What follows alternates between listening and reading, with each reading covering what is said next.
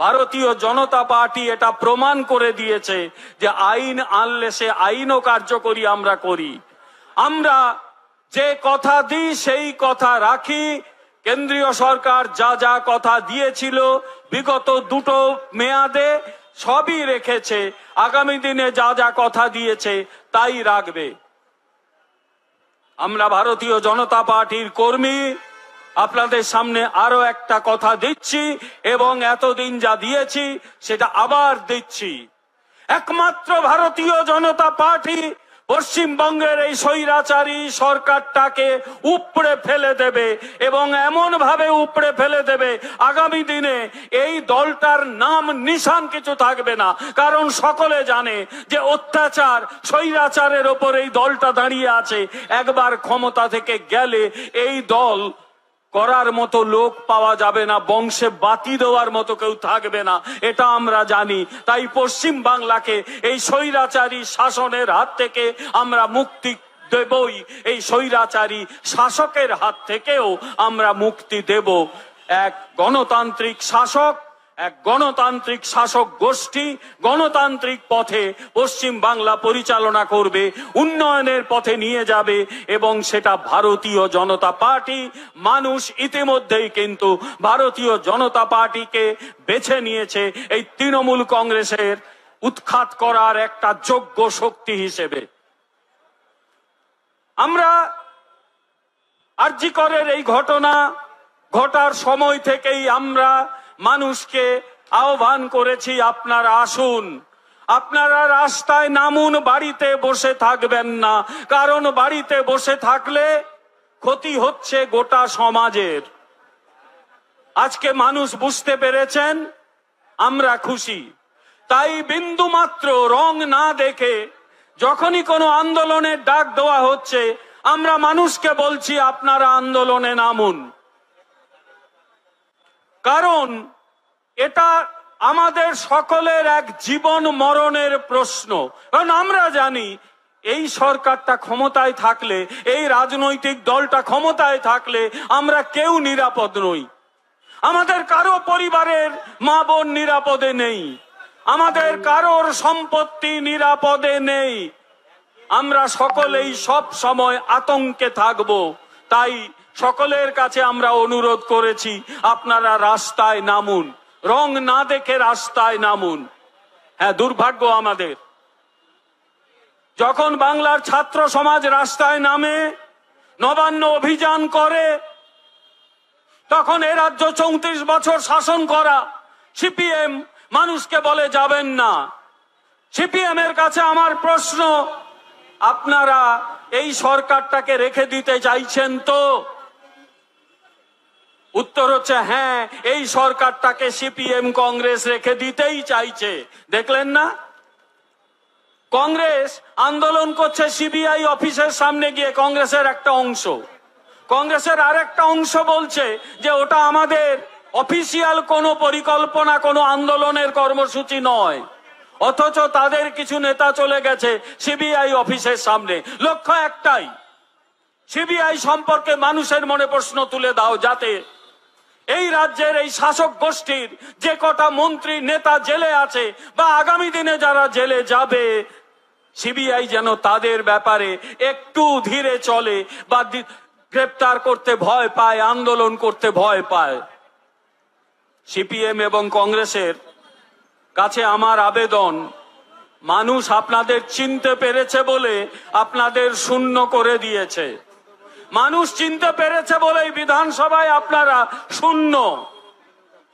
আর মানুষ ভারতীয় জনতা পার্টিকে দায়িত্ব দিয়েছে পরপর 3টে নির্বাচনে 39-40% ভোট দিয়ে ভারতীয় জনতা পার্টি বর্তমান এই স্বৈরাচারী সরকারের, স্বৈরাচারী দলের যোগ্য বিকল্প এবং ভারতীয় জনতা পার্টি সেই কাজ করে যাবে। তাই 9 আগস্টের পরের দিন থেকেই লড়াই চলছে বাংলার প্রতিটি কোণে।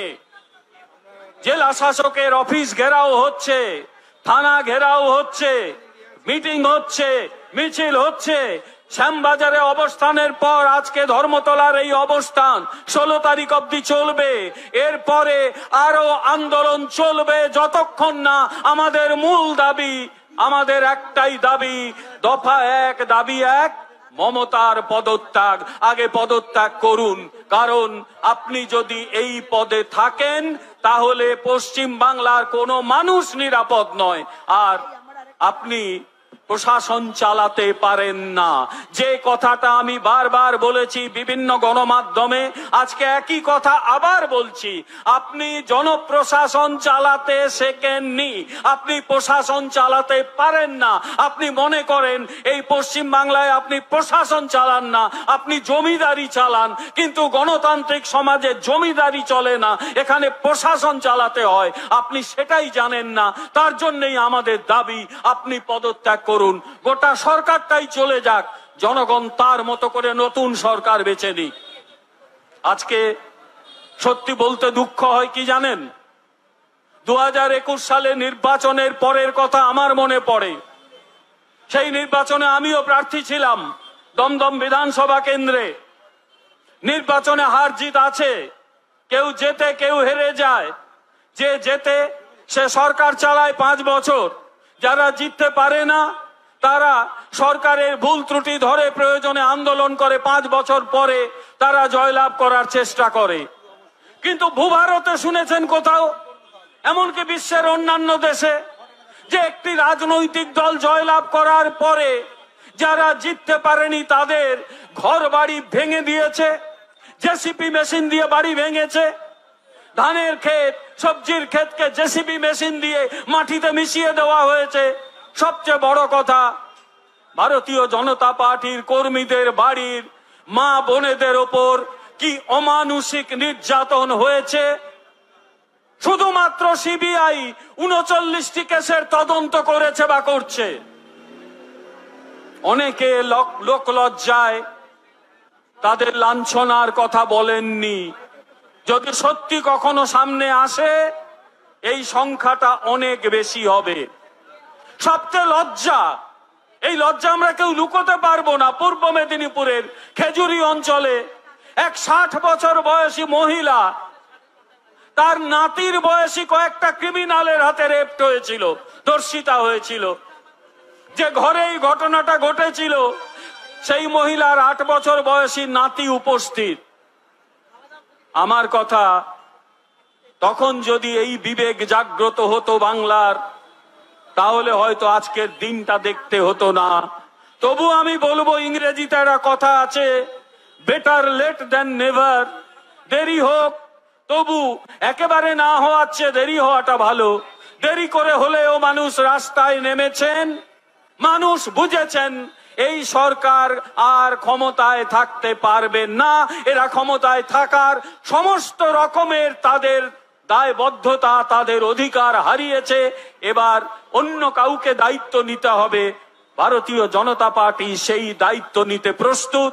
তাই আমাদের দাবি, দফা এক, দাবি এক, এই পশ্চিমবঙ্গের মুখ্যমন্ত্রী মমতা ব্যানার্জির পদত্যাগ। কারণ ইতিমধ্যেই বাংলা পেছোতে পেছোতে প্রায় খাদের কিনারায়, বা কিনারায় নয়, সম্ভবত খাদের মাঝখানে পৌঁছে গেছে, ধ্বংসের মুখে। এখানে ডিএ পায় না সরকারি কর্মচারী, এখানে শিক্ষকরা তাদের যোগ্য চাকরি পায় না। যোগ্য শিক্ষকরা এখান থেকে একটু দূরে, 1/2 কিলোমিটার দূরে কতদিন ধরে বসে আছে। তাদের দাবি একটাই, আমাদের চাকরিগুলো দাও, কারণ আমরা যোগ্য প্রার্থী। আর চাকরি করে চলেছে কারা? যারা অযোগ্য, যারা ঘুষ দিয়ে চাকরি পেয়েছে। আর এই অদ্ভুত এক সরকার, যার মন্ত্রিসভা প্রস্তাব পাশ করে যে যারা অযোগ্য তাদেরও চাকরি যাবে না। সংবিধানে হাত রেখে যারা শপথ নিয়েছিল আইন মানবে, তারা সবচেয়ে বেশি অসাংবিধানিক কাজ করছে। কারণ এরা এই চোরেদের পক্ষে, এরা অসৎদের পক্ষে। তাই আরজি করে যখন এই ঘটনা ঘটে, কলকাতার তিলোত্তমা ধর্ষিতা হয়, নিহত হয়, গোটা আরজি করে ডাক্তার সমাজ, সাধারণ মানুষ ওই সন্দীপ ঘোষের বিরুদ্ধে ক্ষেপে ওঠে। তাকে সরিয়ে দেওয়া হয়, সরিয়ে দিয়ে আরেকটা প্রাইজ পোস্টিং দেওয়া হয় অন্য একটি হসপিটালের প্রিন্সিপাল করে দিয়ে, অন্য একটি মেডিকেল কলেজের প্রিন্সিপাল করে দিয়ে। এরা শাস্তি দেয় না। আজকে দেখবেন কালকের খবর কাগজে বেরোবে, ইতিমধ্যে দুজনকে লোক দেখানো সাসপেন্ড করা হয়েছে। একজন এই অভিক আর একজন ওই বিরূপাক্ষ বিশ্বাস।